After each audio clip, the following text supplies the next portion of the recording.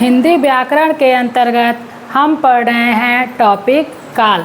तो पिछली क्लास में हमने भूतकाल और वर्तमान काल को पढ़ लिया है।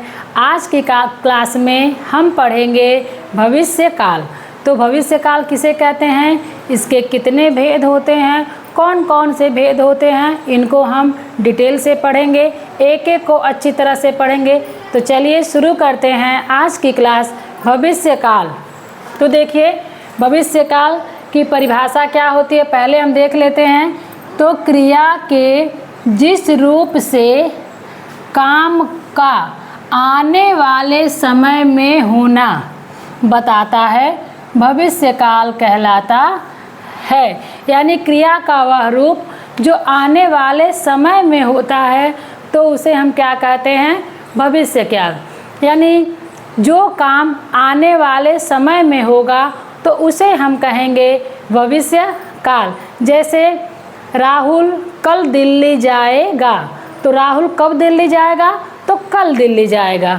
तो इस तरह से के वाक्य को हम क्या कहते हैं, भविष्य काल। यानी जो क्रिया आने वाले समय में होगी तो उसे हम कहेंगे भविष्य काल।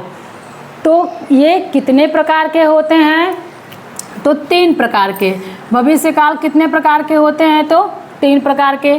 पहला है सामान्य भविष्य काल, दूसरा है संभाव्य भविष्य काल और तीसरा है हेतुमत भविष्य काल। तो इन तीनों को हम डिटेल से पढ़ेंगे, समझेंगे, उदाहरण के द्वारा समझेंगे कि सामान्य भविष्य काल किसे कहेंगे, संभाव्य भविष्य काल किसे कहेंगे और हेतुमत भविष्य काल किसे कहेंगे। तो एक बार फिर से देख लेते हैं भविष्य काल किसे कहेंगे। यानी क्रिया के जिस रूप से काम का आने वाले समय में होना बताया जाता है भविष्य काल कहलाता है। यानी सीधे शब्दों में हम कहें कि जो काम आने वाले समय में होगा उसे हम कहेंगे भविष्य काल। तो ठीक है, तो चलिए सबसे पहले हम देखेंगे सामान्य भविष्य काल। सामान्य भविष्य काल, तो सामान्य भविष्य काल किसे कहेंगे, तो क्रिया के जिस रूप से पता चले कि कार्य सामान्य रूप से आने वाले समय में होगा, सामान्य भविष्य काल कहलाता है। यानी यह कैसा है, जो हमने भविष्य काल की परिभाषा पढ़ी वही है। सामान्य भविष्य काल या भविष्य काल एक ही है कि जो कार्य आने वाले समय में होगा तो उसे हम कहेंगे भविष्य काल या सामान्य भविष्य काल। यानी जो सामान्य रूप से होगा, जो क्रिया आने वाले समय में सामान्य रूप से होगी तो उसे हम कहेंगे भविष्य काल। कौन सा भविष्य काल, तो सामान्य भविष्य काल। जैसे विजय कल से स्कूल जाएगा।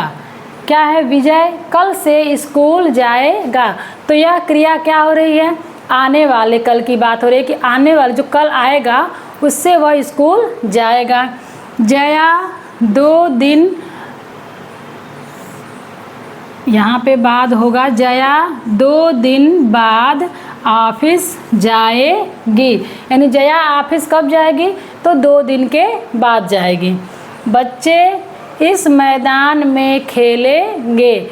बच्चे क्या करेंगे, इस मैदान में खेलेंगे। यानी यह क्रिया जो है यह आने वाले समय में होगी। विजय क्या करेगा, कल से स्कूल जाएगा। जया 2 दिन बाद ऑफिस जाएगी। बच्चे इस मैदान में खेलेंगे। तो यह तो है सामान्य वाक्य जो कि भविष्य काल का है।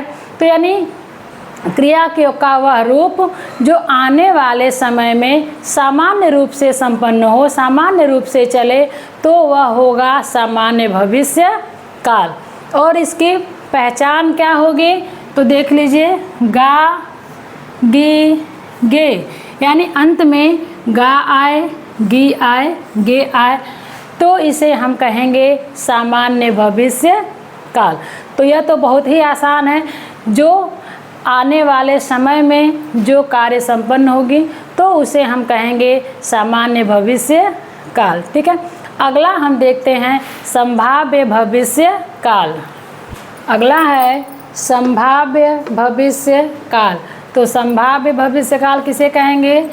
तो देखिए, क्रिया के जिस रूप से कार्य के भविष्य में होने की संभावना हो, यानी वह कार्य जो भविष्य में होने की संभावना हो, तो उस वाक्य को हम क्या कहेंगे? संभाव्य भविष्य काल।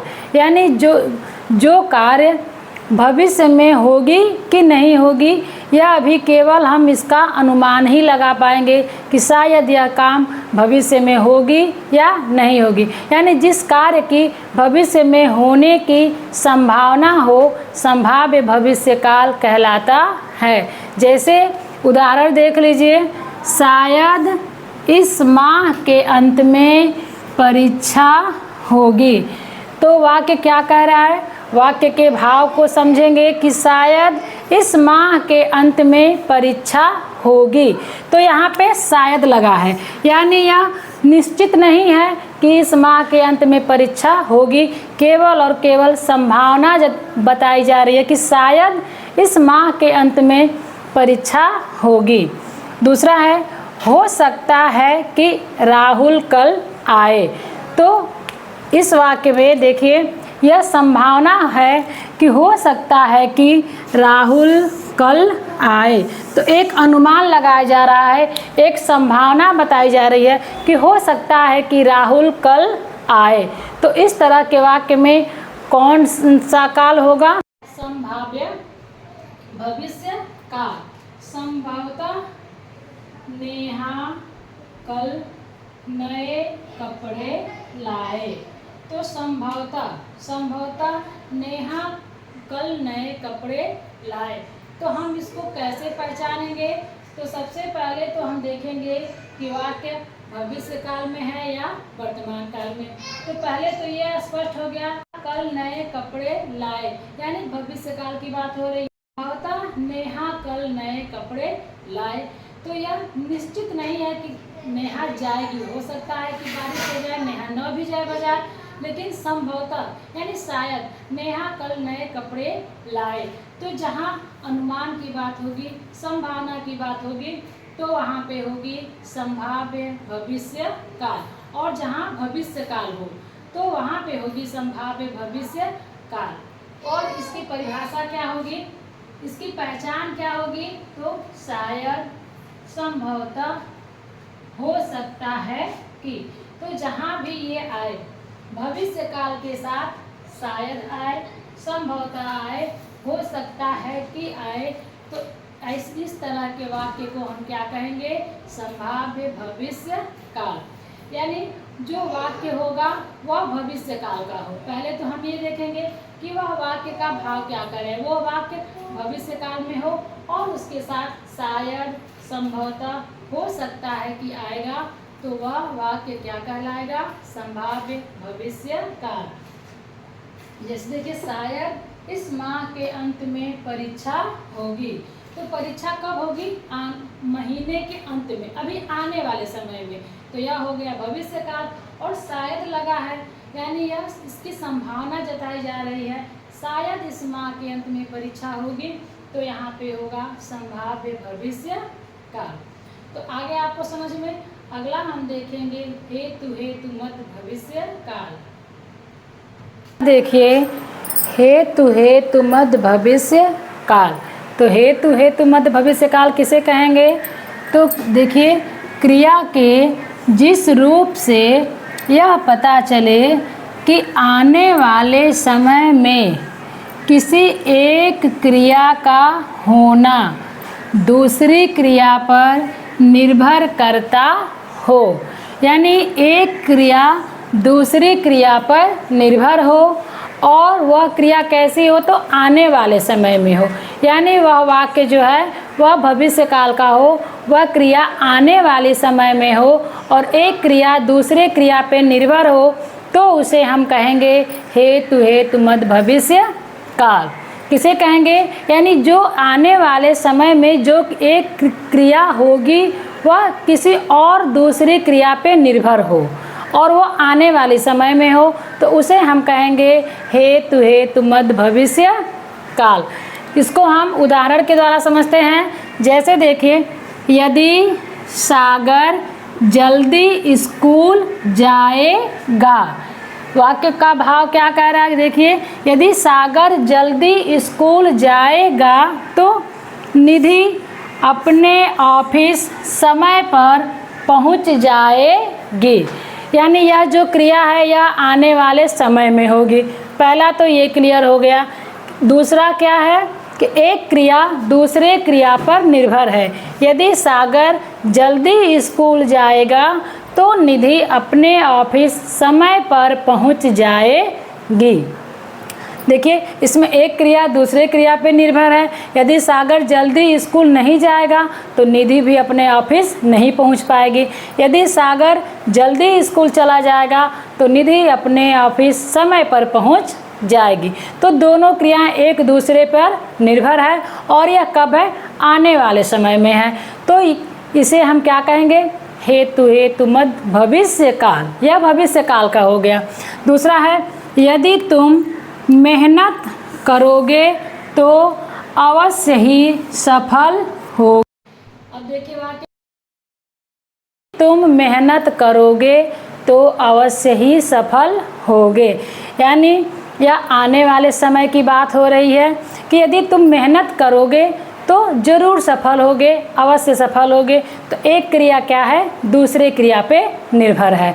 और यह कौन सा वाक्य है? तो आने वाले समय का। यह क्रिया कब होगी? तो आने वाले समय में होगी कि यदि तुम मेहनत करोगे तो अवश्य सफल होगे। तो इस तरह से इस वाक्य को हम क्या कहेंगे? हेतु मध्य भविष्य काल, क्योंकि यह भविष्य में होगी तो इसलिए यह भविष्य काल है। और यही क्रिया सेम यही चीज जो काल में भी होती है कि भूतकाल में कहते हैं, यानी जो क्रिया बीत चुकी होती है और दोनों क्रिया एक दूसरे पर निर्भर होती है, हेतु मध्य भूत काल। और यह क्रिया या इस वाक्य में भी एक क्रिया दूसरे क्रिया पर निर्भर है, लेकिन यह क्या है? आने वाले समय में हो। यह क्रिया आने वाले समय में होगी तो इसलिए इसे हम कहेंगे हेतु मध्य भविष्य। उम्मीद है आपको यह समझ में आ गया होगा। तो आज की क्लास में हमने पढ़ा भविष्य काल और इस तरह से हमने काल को पूरा पढ़ लिया। हमने भूतकाल पढ़ा, वर्तमान काल पढ़ा और भविष्य काल पढ़ा। तो ये हमारा काल का चैप्टर पूरा हो गया।